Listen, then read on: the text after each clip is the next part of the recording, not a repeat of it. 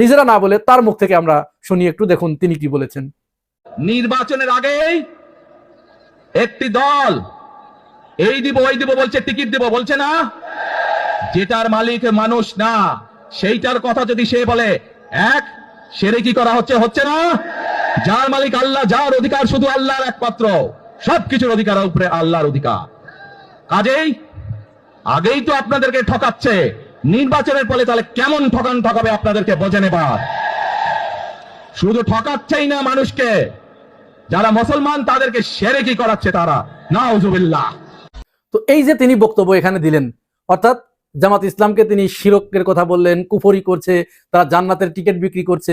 আসলে জামাত ইসলাম কোথাও জান্নাতের টিকিট বিক্রি করেছে এই ধরনের কোনো নজির, কোনো প্রমাণ আজ পর্যন্ত আমরা কেউ খুঁজে পাই নাই। যদি আপনারা কেউ পেয়ে থাকেন তাহলে এই কমেন্টস বক্সে দিয়ে দিবেন। আর বিএনপির পক্ষ থেকে যারা জান্নাতের টিকিট বিক্রি করার কথা বলেছে একাধিকবার, আমি তার প্রমাণ আমার হাতে অসংখ্য আছে, তার ভিতর থেকে অল্প কয়েকটি দিচ্ছি। এবার আপনারা এইটা একটু দেখুন। ভোট দিলে আমরা জান্নাত পাবো, এটা আমরা বলতে পারি। নাম নিয়ে প্রতিদিন উচ্চারণ করে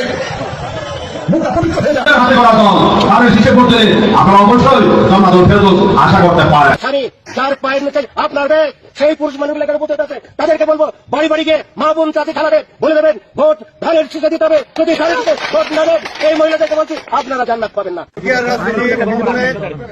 আমি মক্কা মনে করি সাধারণত দলীয় এই বাড়িটাকে যারা পাল্লা মার্কে ভোট দিবে বরং এরা দুজনে যাওয়ার সম্ভাবনা বেশি।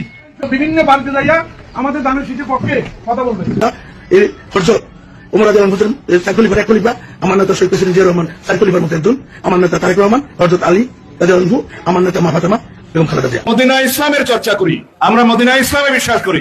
রোজা, নামাজ, হজ, যাকাত কিচ্ছু লাগবে না, ধানের শীষে ভোট দিলে বেঁচে যেতে পারবেন। তাহলে জনাব তারেক রহমান কেন নিজের দলের লোকজন যেটি বলছে সেটি অন্যের উপরে চাপাতে যাচ্ছে? এখন কি আর সেই যুগ আছে? সেই সময় কি এখন আছে? প্রত্যেকের হাতে হাতে মোবাইল ফোন, যে যেখানে যা বলছে সাথে সাথে সেটি ভিডিও হয়ে যাচ্ছে, রেকর্ড হয়ে যাচ্ছে, এবং সেটি সামাজিক যোগাযোগ মাধ্যমের কল্যাণে সারা পৃথিবীব্যাপী ছড়িয়ে পড়ছে। সুতরাং এখানে আউল ফাউল বলে তো পার পাওয়া যাবে না, এলোমেলো কথা বলে তো পার পাওয়া যাবে না, উল্টা পাল্টা বলে পার পাওয়া যাবে না। উদর পিন্ডি বুদর ঘাড়ে চাপিয়ে দেবার যুগ আর নাই, ওটা শেষ হয়ে গেছে। এবং এটা বিএনপি আসলে ওই যে বললাম, তারা তো 90-এর দশকে এখন অবস্থান করছে, তারা ভাবছে এটা মনে হয় 90-এর দশক, কিন্তু এই সামাজিক যোগাযোগ মাধ্যমের উপর এখন ডিপেন্ড হয়ে গেছে স্বয়ং মেইন স্ট্রিমের মিডিয়া। তারাও এখন আর এলোমেলো করতে পারে না, কারণ মুহূর্তের ভিতরে তাদের আগেই মূল খবর চলে আসে এই সামাজিক যোগাযোগ মাধ্যমে, যার কারণে মিডিয়াও এখন আর ওই খেলা খেলতে পারছে না আগের মতো। নইলে তারা এতদিন জামাতকে একেবারে নাস্তানাবুদ করে ফেলতো। যাই হোক, এখন তারেক রহমানের এই জান্নাতের টিকিট বিক্রি করার এই ওয়াজ আমরা আশা করব তিনি আর এই ধরনের ওয়াজ দিবেন না, কারণ এটি তার বিপক্ষেই যাবে। এখন তারেক রহমান এই সমস্ত কথা বলে জামাতের কপাল খুলে দিচ্ছে কিনা সেটাও কিন্তু তার ভেবে দেখার দরকার আছে। শুধু এখানেই শেষ নয়, আরো কিছু কার্যক্রম তারা এই আজকেই করেছে, যে কার্যক্রমগুলো নির্বাচনের প্রথম দিনেই, আসলে যে একটা কথা প্রচলিত আছে যে বিড়াল মারতে হলে বাসর রাতেই বিড়াল মারতে হয়। রাজনৈতিক বিশ্লেষকরা বলছে যে বিএনপি এই বাসর রাতে বিড়াল মারতে তারা ব্যর্থ হলো। হাফিজউদ্দিন আহমেদ, মেজর হাফিজউদ্দিন আহমেদ, তিনি একটি বক্তব্য দিতে গিয়ে বললেন যে আমরা বাধ্য হয়ে সঙ্গত কারণে আমরা সেখানে সংস্কার কমিশনে গিয়ে আমাদের কিছু মানতে হয়েছে মানুষের মুখের দিকে তাকিয়ে, যার কারণে আমরা সেখানে স্বাক্ষর করেছি অনেকটা অনিচ্ছা সত্ত্বেও, যার কারণে বাধ্য হয়ে এখন আমাদের হাঁ ভোটে প্রচারণা চালাতে হচ্ছে। তার মানে কি? তার মানে তারা হাঁ ভোটের প্রচারণার পক্ষে নয়, বাধ্য হয়ে তারা এটি করছে জনগণকে বোঝানোর জন্য, মানুষের ভোট পাওয়ার জন্য। তাহলে জনগণের কি এত দায় ঠেকলো যে আপনারা বাধ্য হয়ে যেটি করছেন সেটি আপনাদের হাতে তুলে দিবে? না, জনগণ তো এত দায় ঠেকে নাই, জনগণের এত ঠেকা নাই। আপনি বাধ্য হয়ে জনগণের উপরে দয়া পরবশ হয়ে জনগণের রাষ্ট্র জনগণকে ফেরত দিবেন, জনগণের রাষ্ট্র তৈরি করবেন, সেটি আপনারা বাধ্য হয়ে করছেন। তার মানে আপনারা নিজেদের রাষ্ট্র তৈরি করতে চান, এরকমই তো বোঝাইতে চান, আপনাদের কথাতে এটাই বোঝা গেল। সুতরাং আপনারা না ভোটের পক্ষে, কিন্তু জনগণ যেহেতু এটি মাইন্ড করবে, হিতে বিপরীত হতে পারে, যার কারণে বাধ্য হয়ে আপনারা হ্যাঁ ভোটের প্রচারণা চালাচ্ছেন। তবে এটাও তিনি বলেছেন ক্ষমতায় গেলে তারা ওইটা নিয়ে চিন্তা ভাবনা করতে পারে। শুনুন তার মুখ থেকে। অবস্থার প্রেক্ষিতে আমাদের দল বিএনপি জুলাই সনদে সই করেছে, সুতরাং আমরা কিছুটা বাধ্য হয়েই হাঁ ভোট দেওয়ার জন্য জনগণকে আহ্বান জানাচ্ছি। আমরা হাঁ ভোট দেব, তারপরে নির্বাচিত প্রতিনিধিরা সংসদকে এবং সংবিধানকে একটি পূর্ণাঙ্গ রূপ দেবে। সর্বশেষ আমরা একটি বিষয়ের প্রতি জনগণের দৃষ্টি আকর্ষণ করব, আপনারা খুব লক্ষ্য করেছেন, যদি তারেক রহমানের বক্তব্য আপনারা শুনে থাকেন তাহলে নিশ্চয় লক্ষ্য করেছেন, তারেক রহমান বলছেন যে ওই সমস্ত মুনাফেক, ওই সমস্ত শিরককারী, ওই সমস্ত কুফুরিকারী তাদের পক্ষে না গিয়ে আপনারা আমাদেরকে ভোট দিন, আমরা যদি ক্ষমতায় যাই তাহলে রসুল সাল্লাল্লাহু আলাইহি ওয়াসাল্লামের সুন্নাহ অনুযায়ী এবং পবিত্র কুরআন অনুযায়ী আমরা দেশ পরিচালনা করব। এটি কি তারেক রহমানের অন্তরের কথা, নাকি তার এই কথার কথা, ঠোঁটের কথা, মুখের কথা, মানুষের হৃদয়কে ভিজানোর জন্য? রাজনৈতিক বিশ্লেষকরা বলছেন তারেক রহমান এটি না বুঝেই বলেছেন, তার এই ব্যাপারে অভিজ্ঞতা কম, ধারণা কম। তিনি যে কোরআন সুন্নাহর আলোকে রাষ্ট্র পরিচালনা করবেন এটি আসলে বর্তমান বাস্তবতায় কোনো মতো অবস্থায় সম্ভব না, কখনো সম্ভব নয়।